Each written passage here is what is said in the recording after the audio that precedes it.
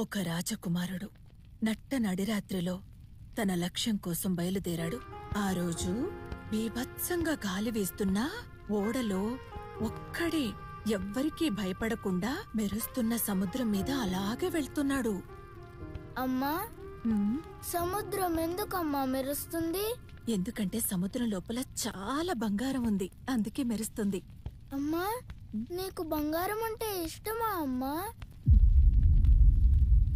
బంగారం అంటే ఏ అమ్మాయికి ఇష్టం ఉండదురా.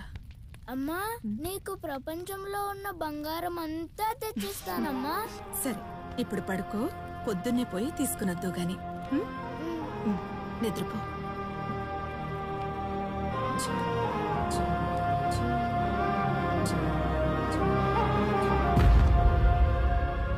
उसके बारे में ना किसी को कुछ लिखना ना पढ़ना चाहिए।